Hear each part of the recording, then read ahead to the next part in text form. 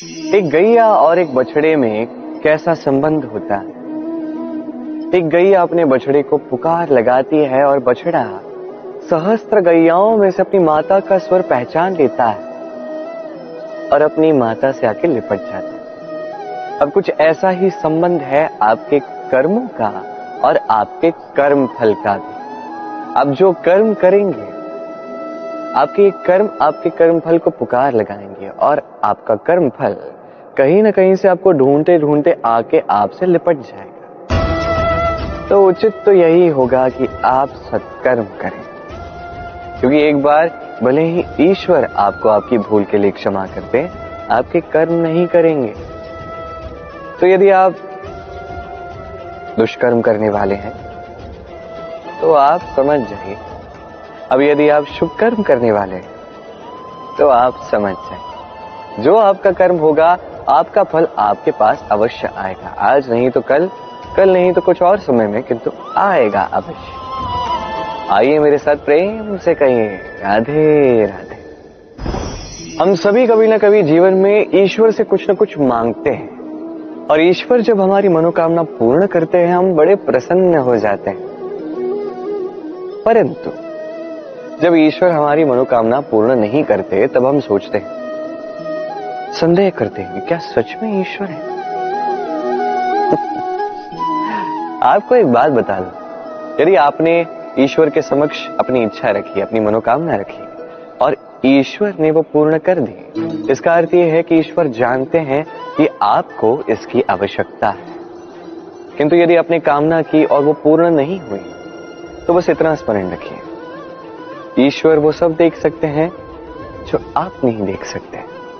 दूसरा कारण ये है कि ईश्वर ये बात भली भांति जानते हैं कि जो इच्छा आप रख रहे हैं वो इच्छा आप स्वयं अपने बल पर पूर्ण कर सकते हैं। तो यदि आपकी इच्छा ईश्वर पूर्ण करते हैं तो उन्हें धन्यवाद कहिए, यदि इच्छा पूर्ण नहीं करते हैं तो और भी धन्यवाद कहिए, क्योंकि वो आपके लिए या तो अच्छा कर रहे हैं या तो आपको उतना योग्य समझ रहे हैं कि आप स्वयं अपनी इच्छा, अपने स्वप्न पूर्ण कर सकते हैं। अपना कर्म करते जाइए, जीवन में आगे बढ़ते जाइए और मेरे साथ प्रेम से कहिए राधे राधे।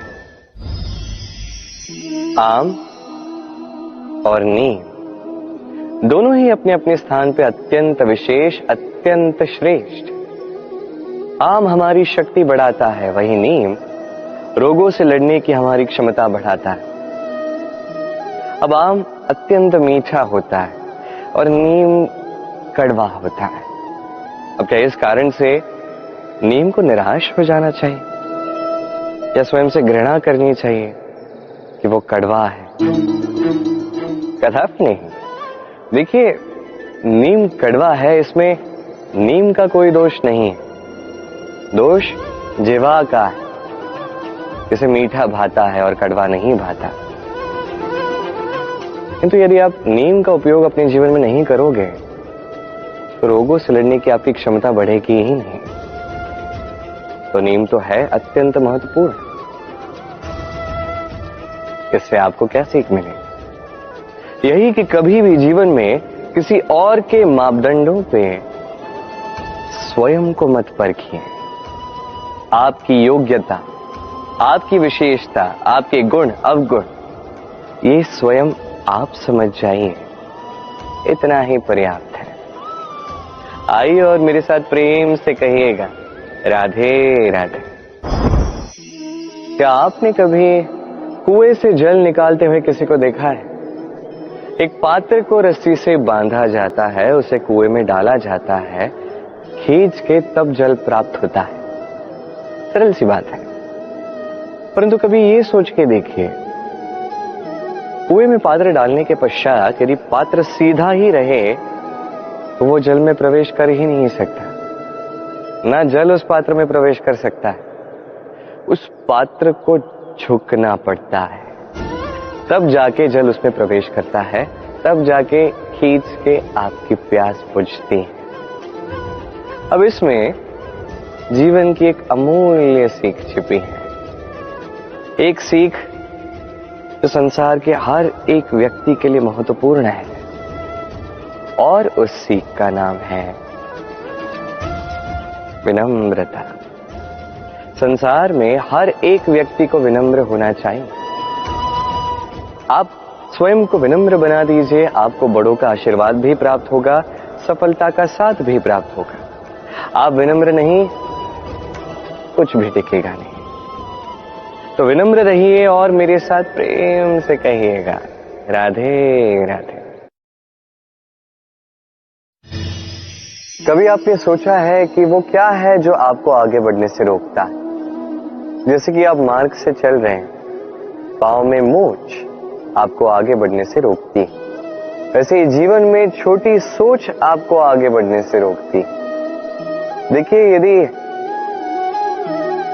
एक चाक है जो टूटी हुई है, वो आपको मिट्टी के पात्र नहीं बनने देते। उसी प्रकार किसी से ईर्ष्या करना आपको महान नहीं बनने देता। मैं ऊंचा हूं और वो नीचा है, ये विचार कभी आपको ऊंचे उठने नहीं देता। मन से सारे विकार, ईर्ष्या, मोह, लोभ, लालच सब निकाल फेंकिए।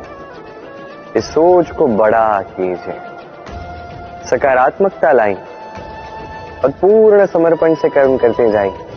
महानता और सफलता दोनों आपके कदम चूमेंगे। तो आइए और मेरे साथ प्रेम से कहिएगा, राधे राधे। जीवन में जब भी हम किसी ऐसे मार्ग पर चलना चाहते हैं जिस पर कांटे हैं, छोटे कंकड़ हैं जो चुभ सकते हैं, तो हम क्या करते हैं? हम पादुकाएं पहनते हैं और तत्पश्चात हम बड़ी सरलता से उस मार्ग से चल के जा सकते हैं। किंतु यदि पादुका और पांव के बीच कोई छोटा सा कंकड़ आके फंस जाए तो हम कोमल से कोमल मार्ग को भी नहीं पार कर सकते। कुछ समझे आप? इसका सार यही है कि हम बाहरी युद्ध जीत सकते हैं, वहां पे सफल हो सकते हैं, किंतु उससे भी कहीं अधिक महत्वपूर्ण और कहीं अधिक कठिन आंतरिक युद्ध होते हैं, आंतरिक कठिनाइयां होती हैं।